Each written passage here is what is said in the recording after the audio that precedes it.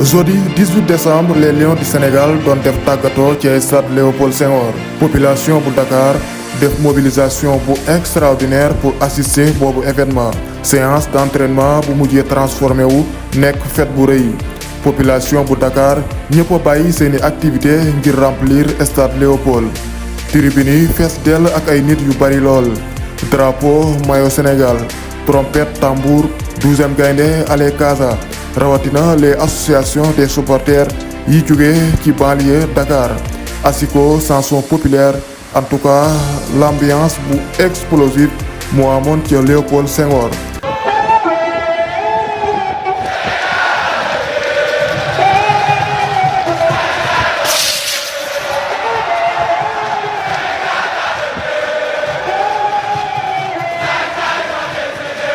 mu doon ay moment yu bari émotion objectifu supporters yi lenn kase la mooy motiver joueurs yi jox leen force envie ak détermination ngir ñu indiwaat coupe bi pour la deuxième fois les joueurs se sont bien amusés ils sont bien assurés le spectacle def communion ak supporters yi mu nekkoon événement bu am solo ndax dina permettre joueurs yi comprendre responsabilité bi leen di xaar deuxièmement dina permettre tamit sénégalais yi gën a jege équipe bi la passion la cohésion et la fraternité dina am ci diggante joueurs yi ak sénégalais yi boobu événement dina permettre yenn joueurs yi rawatina les binationaux ñu découvrir le public sénégalais waaye tamit permettre leen ñu am adaptation ci culture sénégalaise la cérémonie de remise du drapeau doon tradition bu ñuy def à chaque fois ñuy am compétition bu mag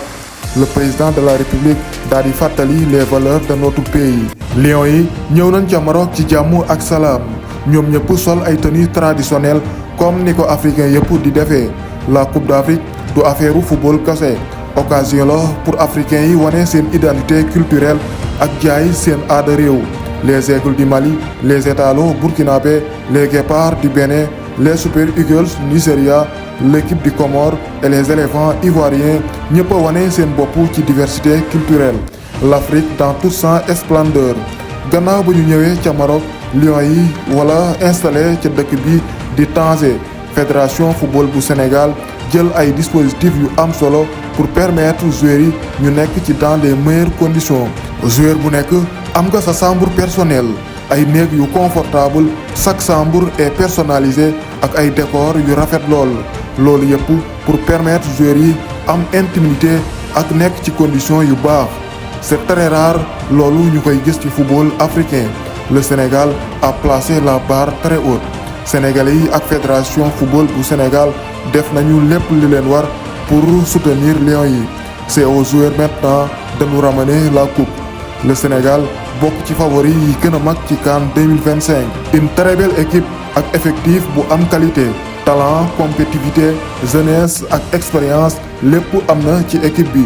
joueur bi sénégalais yëpp di gën a xaar amul benn werante mooy Iliman Ndiaye c'est lui le nouveau leader technique de l'équipe dribble contrôle de balle créativité vision de jeu un joueur exceptionnel di def ay prestations yu rëy ca Premier League anglaise il dispose toutes les qualités nécessaires pour porter le Sénégal sur ses épaules comme ni ko Sadio Mané daan defee il y a quelques années dëgg la Sadio Mané est toujours là mais le problème mooy nekkatul xale percussion rapidité explosivité pressing ak énergie bi mu daan wane à Liverpool malheureusement c'est plus le même Sadio Mané il est un peu rattrapé par le poids de l'âge mais un lion restera toujours un lion jusqu'à présent Sadio Mané mën na apporter lu bari ci équipe bi rawatina ci wàllu efficacité ak expérience bii mooy 6e fois muy dem Coupe d'Afrique des Nations am na habitude di participer ci les grands rendez-vous africains palmarèsam ak turam rek mën na déstabiliser adversaires yi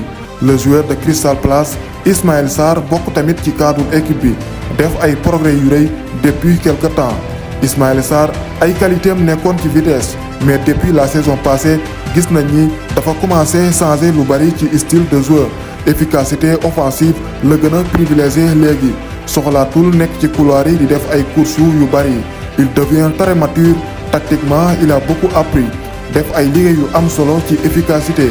à Crystal Palace il forme un duo redoutable avec Mateta Sarr avait marqué beaucoup de buts lors de la saison passée def saison bu exceptionnelle en Angleterre Ismaïla Sarr est une valeur sûre de cette équipe du Sénégal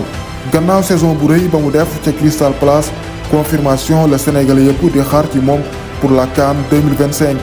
la pépite du football sénégalais Ibrahima Mbaye bokk tamit ci jeune talent yi ñuy gën a xaar ca CAN 2025 techniquement il est très doué di def ay prestations yu rëy ca Paris Saint-Germain son coach Luis Enrique daal di xamal ne am na contentement bu rëy gis Ibrahima Mbaye jouer ci Coupe d'Afrique des Nations ndax dina ko permettre mu gagner expérience mais du côté de l'Italie Cesc Fabregas moom amul lenn lu muy nëbbu bu sañoon Assane Diao du dem ca Coupe d'Afrique bras de fer amoon ci diggante coach bu Como ak entraîneur Lions yi Fabregas l'ancien joueur du FC Barcelone daal di wax ni Assane Diao warul dem Coupe d'Afrique ndax nekkagul en forme nañ ko bàyyi mu toog ca Italie mais Pape Thiaw est un entraîneur très autoritaire bëggul kenn di jël place am moom mooy jël ay décision boppam kenn du ko wax li muy def c'est lui qui donne des ordres pas Cesc Fabregas c'est un entraîneur qui veut imposer son leadership et son autorité finalement Assane Diao mujj na rejoindre Lions yi mais malheureusement gannaaw ba ñu étudier blessure ba mu am Assane Diao déclaré forfait du mujjee bokk ca CAN 2025 mais c'est pas grave les autres vont faire le boulot en tout cas l'effectif est au complet Sénégal wala jouer premier match am ak équipe bi di Botswana mardi le 23 décembre ci stade bu Tanger Botswana bi mooy seen deuxième participation ci Coupe d'Afrique CAN 2012 nekkoon seen première expérience Botswana 3 matchs 3 défaites humiliation bu rëy la ñu jëloon ci seen match contre la Guinée 6-1 la leen série nationale dooroon ci boobu CAN équipe bu Botswana yor ay joueurs locaux la plupart joueurs yi ci championnat Botswana ak championnat bu Afrique du Sud la ñu joué sur le papier y a pas photo le Sénégal est largement favori mais le grand favori du tournoi c'est le Maroc le pays organisateur di impressionner le monde football depuis Coupe du Monde 2022 defoon ca ay performances yu rëy lool première équipe africaine bu dem demi-finale Coupe du Monde football marocain di traverser ay moments yu formidable Coupe du Monde U20 ñoom ñoo ko gagné CAN 2025 Maroc moo ko gagné bu yàggul dara la ñu gagné Coupe arabe Maroc nekk ci série de 18 victoires consécutives le Maroc est devenu la nouvelle puissance du football mondial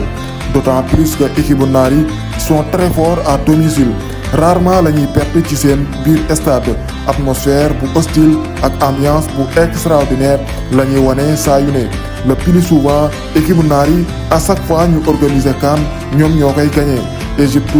gagné na 3 fois CAN à chaque fois mu organiser ko Tunisie il fallait mu organiser CAN pour man koo gagné en 2004 1990 Algérie moo organisé CAN moo ko gagné tamit 2019 encore ca Égypte la ko Algérie daal di gagné le public passionné et le climat nekk ay avantages yu rëy ci équipe bu naar yi Nigeria nekk dernière équipe Afrique noire bu gagné Coupe d'Afrique ci dëkku naar yi c'était en 1994 en Tunisie le Maroc est très déterminé à gagner cette CAN 2025 peuple marocain yëpp di xaar boobu trophée ça fait plus de 50 ans marocains yi gagné wuñu Coupe d'Afrique depuis 1976 astaghfirullah 1818 je veux dire depuis jamonoy maam yu njëkk ya du samay wax nag Nicolas Pepe mooy ki ko wax malheureusement ses propos vont lui coûter très cher pourtant le joueur ivoirien daf doon mbalak kase mais les Marocains daal di koy gisee neneen doon attaqué Nicolas Pepe ak violence bu doy waar le joueur ivoirien n'est pas le bienvenu au Maroc supporters marocains yi doon ko préparer accueil bu hostile l'entraîneur ivoirien ak fédération football bu Côte d'Ivoire daal di koy écarté ci équipe bi ndax jàpp na ne Nicolas Pepe bu demee Maroc marocains yi dinañu créer problème équipe bi saa yu Côte d'Ivoire di jouer public marocain yi dinañu mobiliser pour siffler équipe nationale bu Côte d'Ivoire donc pour bañ a indil perturbation ci équipe bi le mieux mooy écarter l'attaquant du Villarreal une erreur professionnelle qui va lui coûter très cher boo nekkee joueur professionnel même ci wàllu communication tu dois rester professionnel professionnalisme moom ndax amatina ca football camerounais depuis quelque temps ay problème yu dul jeex moo am ci seen équipe bi une guerre de pouvoir am ci diggante le président de la fédération Samuel Eto'o ak le ministre des sports une équipe avec 2 entraîneurs Marc Brice état bu camerounais ñoo koy soutenir gannaaw ba ko Samuel Eto'o dàqee l'entraîneur belge daal di wax ni mooy ki continuer boobu CAN kenn mënu kaa tee dem ca Maroc moo bañ demul fenn demoon sax ba créer liste boppam pour préparer boobule CAN mais Samuel Eto'o a choisi un autre entraîneur, David Pagou, wala diriger officiellement équipe bu Cameroun mu doon crise politique bu am ci football camerounais. Toutes les autres équipes sont prêtes à disputer la CAN 2025. Le Nigeria bokk ci les grands favoris gannaaw ba ñu leen éliminé ca qualification coupe du monde. Seen objectif mooy gagner la CAN pour fàtte boobu déception. L'Égypte bu Mohamed Salah ak Mermoz seen ambition tamit mooy conquérir l'Afrique. La Tunisie une équipe très compétitive kenn du leen négliger. Équipe bi ñëpp di bàyyi xel di la RDC Congo di wane ay performances yu rëy ces derniers temps. L'Algérie de Riyad Mahrez est de retour. Les locaux sud-africains bokk tamit ci outsiders yi ñu bàyyi xel. En tout cas, tout est possible. La compétition peut maintenant démarrer. On est tous derrière les Lions. Ndam rek la ñuy xaar. Ramenez-nous la coupe. Allez les Lions. Vive le Sénégal.